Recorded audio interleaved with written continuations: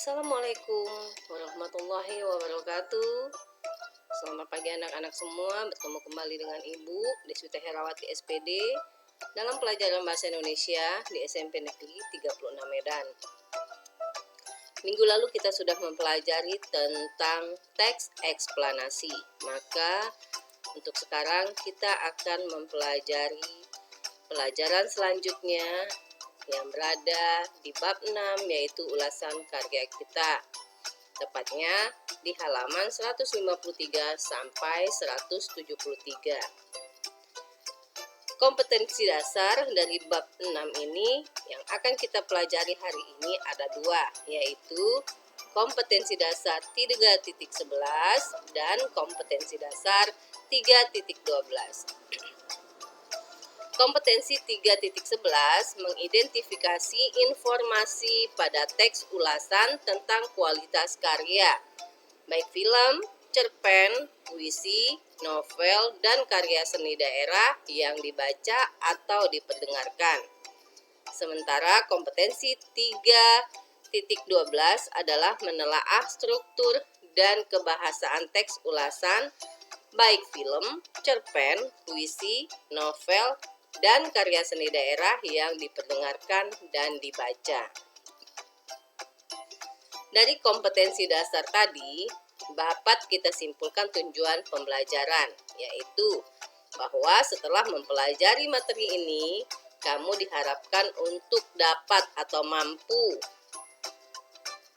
1. Menjelaskan pengertian serta ciri-ciri teks ulasan berdasarkan isi dan objek ulasannya. 2. Menjelaskan maksud teks ulasan yang telah dibaca beserta kelebihan ataupun kekurangannya, baik lisan ataupun secara tertulis. Nah, pernahkah kamu sebelumnya membaca novel, menonton pagelaran drama, pagelaran musik, atau malah menonton televisi berdasarkan acara-acara yang kamu sukai? Mungkin kegiatan ini sering kamu lakukan, dan biasanya pada saat kamu selesai membaca novel, membaca buku, menonton pagelaran drama, pagelaran musik, atau hanya menonton televisi, kamu akan mengeluarkan komentar tentang hal-hal yang tadi kamu tonton. Nah, komentar-komentar kamu itu tadi, baik itu kamu komentari secara baik atau buruk, itulah yang disebut dengan ulasan secara sederhana. Kalau begitu, supaya kamu lebih memahami apa itu teks ulasan, maka akan kita pelajari. Pertama, pengertian teks ulasan. Teks ulasan adalah teks yang berisi ulasan, penilaian, atau review. Dengan kata lain, teks ulasan memiliki nama lain yang disebut dengan penilaian buku, kalau buku, penilaian film, ataupun review. Bisa juga berupa timbangan buku, timbangan film, atau timbangan drama.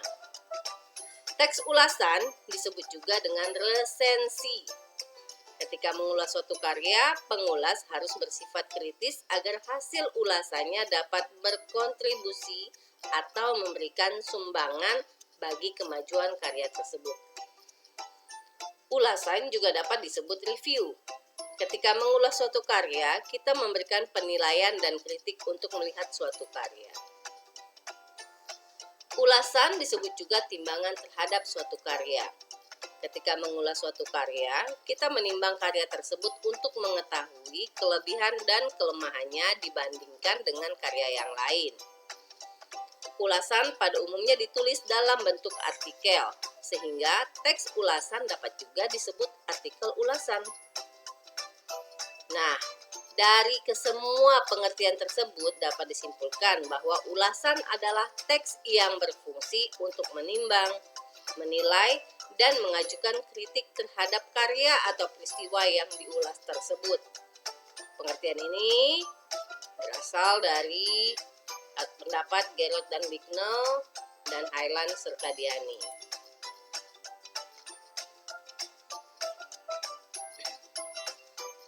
Tadi kita sudah mempelajari mengenai pengertian dari teks ulasan. Sekarang kita akan pelajari tujuan dari teks ulasan itu sendiri, supaya kamu bisa lebih memahami dan mengetahui manfaat dari teks ulasan tersebut. Ada 10 tujuan teks ulasan, yaitu 1. Menunjukkan sudut pandang atau keberpihakan penulis pada suatu hal ataupun karya sementara. 2. Memberikan informasi kepada khalayak ramai terkait standar kelayakan serta kepatutan suatu karya.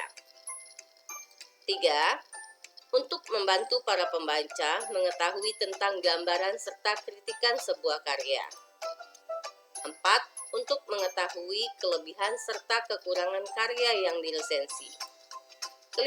Mengetahui perbandingan karya tersebut dengan karya lain yang sejenis. 6. Memberi informasi yang komprehensif terkait sebuah karya. 7. Untuk mengajak para pembacanya merenungkan, mendiskusikan, dan memikirkan masalah yang hadir dalam sebuah karya. 8. Memberi pertimbangan kepada pembaca masalah nilai kepantasan sebuah karya. 9. Memberi kemudahan para pembacanya untuk mengidentifikasi hubungan antara karya satu dengan lainnya yang mirip. Dan yang terakhir, yang ke-10 adalah untuk memberi pertimbangan pembaca sebelum mereka memilih, membeli, atau menikmati sebuah karya.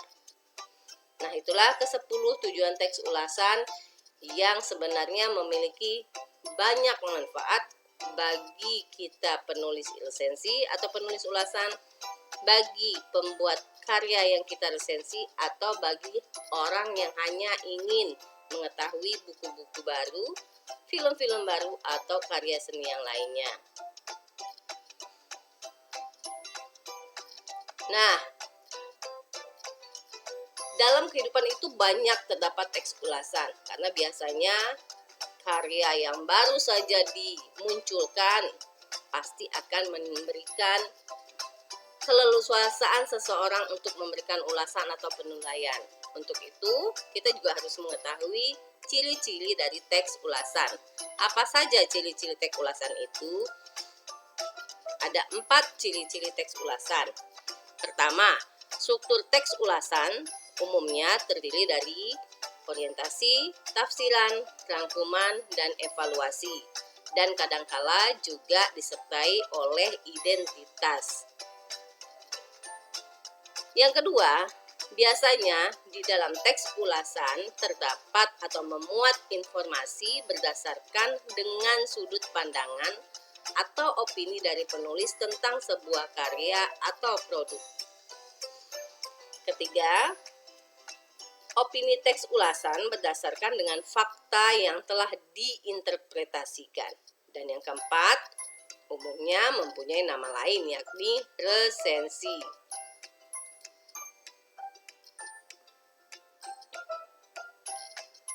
Sekarang akan kita pelajari tentang struktur teks ulasan. Struktur teks ulasan ada orientasi tadi, kemudian tafsiran, analisis, dan evaluasi. Dan sebagian teks ulasan memiliki bagian yang disebut dengan identitas karya, yang berupa judul buku, pengarang, penerbit, tahun terbit, tebal halaman, dan ukuran buku. Nah, identitas karya ini kadangkala tidak dinyatakan dalam teks ulasan.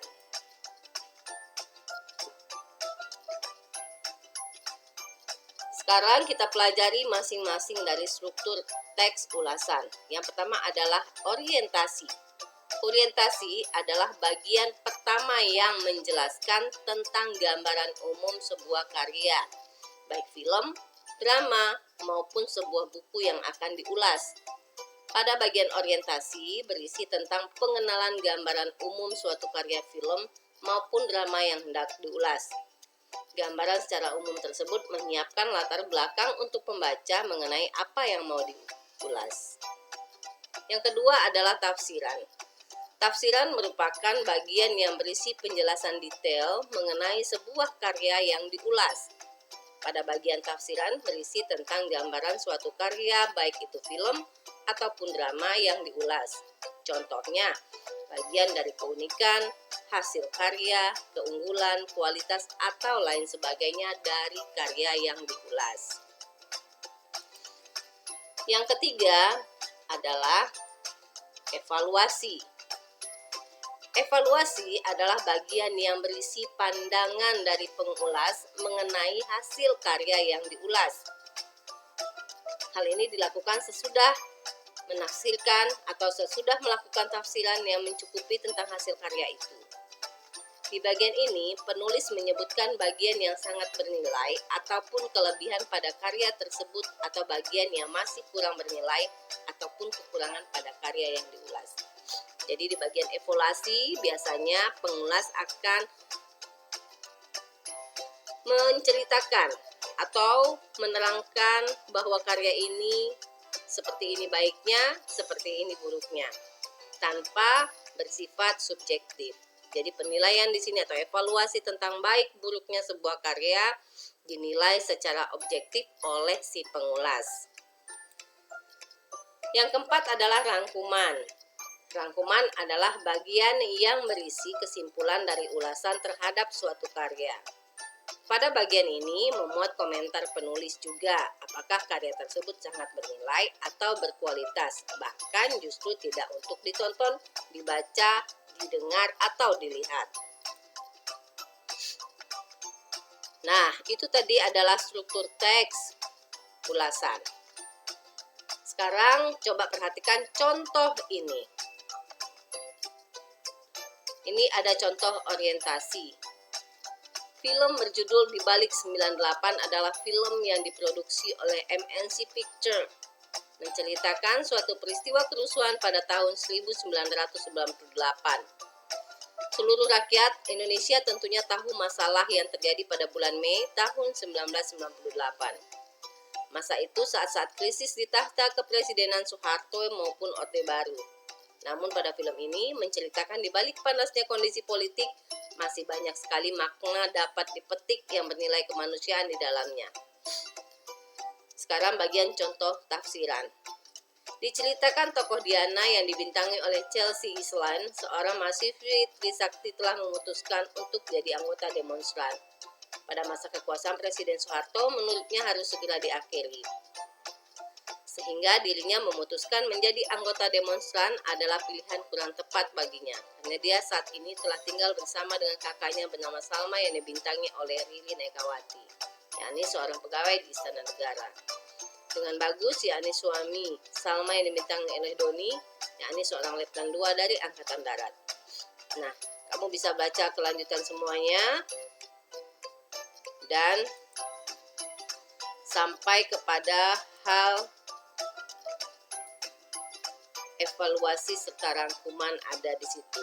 Kamu bisa baca lebih baik, kamu bisa baca pelan-pelan dan dipahami bagian-bagian dari struktur teks ulasan, mulai dari orientasi sampai kepada contoh rangkuman.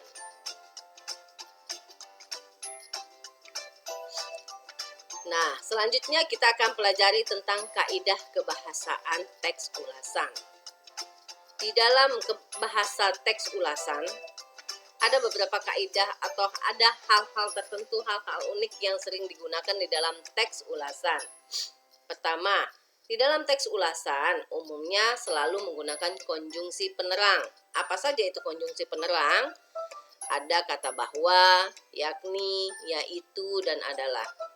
Kemudian, di dalam teks ulasan juga sering menggunakan konjungsi temporal atau penanda waktu. Konjungsi ini seperti kata sejak, semenjak, kemudian, dan akhirnya. Kemudian juga menggunakan konjungsi penyebab yang menjelaskan hubungan sebab akibat dari sebuah kejadian atau hal di dalam karya tersebut. Konjungsi ini disebut juga atau sering dikenal dengan kata karena dan sebab. Dan yang terakhir, dalam teks ulasan sering menggunakan ungkapan saran atau rekomendasi. Contohnya ada kata jangan, harus, dan hendaknya.